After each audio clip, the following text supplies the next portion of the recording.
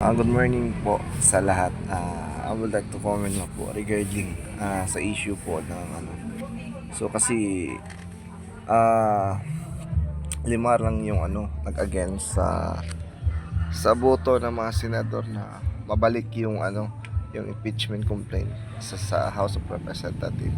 So yung lima niles natin ng 24 more or less. So yung mga 19 na mga senador pumabor na maibalik ang impeachment ni Vice President Sara Duterte. So which is good para sa atin, labi na sa Mindanao. Kasi nakikita natin ang full support talaga sa mga Duterte, mga kababayan natin dito sa Mindanao, Visayas at saka Luzon. So makikita mo talaga na ang mga tao sawa na talaga sa administration. So sinisuka na talaga ang administration Marcos.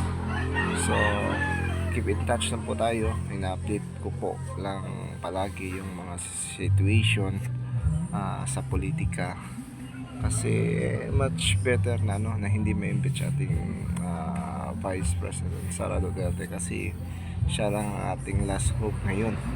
Kasi as you all know, nakita mo na ngayon ang grabe rampat na ang korupsyon sa mga ahensya ng national government. So kanya-kanyang pangungurakot ang ini-implement ng kasamtang administration ngayon. So kantang tayong mga tao, nakikita natin na ano ang kalalabasan dito sa impeachment ni Bebe Sara, na pag-pray lang natin na mas marami pang hindi na talaga matutuloy ang impeachment para pulso na atong preparation.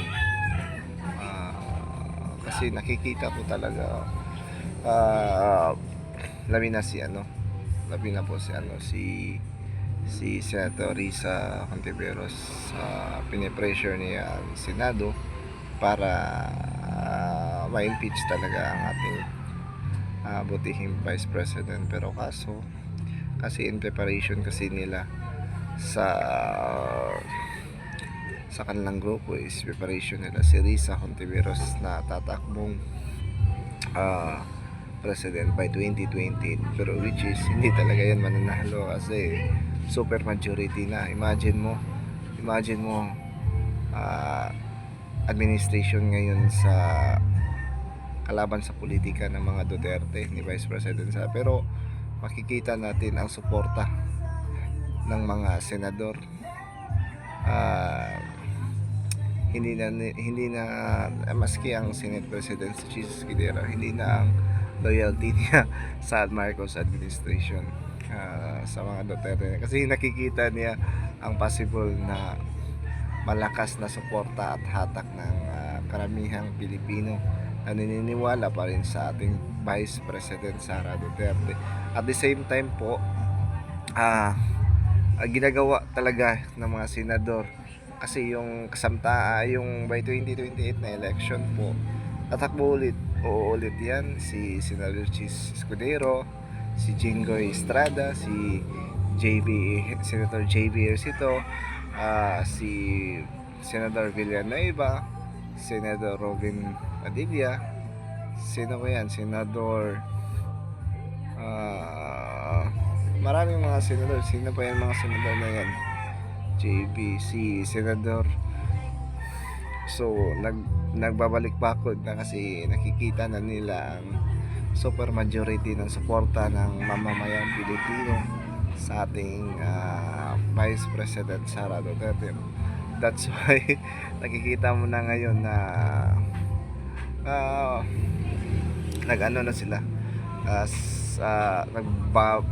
nagbalik bakod na sila sa mga Duterte, kasi nakikita nila pag dinala sila ni Vice President Sara sa 2020, possible na mananalo sila sa 2020. So At ang naantayin natin na next na kabanata natin episode. Again, good morning po sa lahat. Please subscribe my YouTube channel and God bless po sa lahat.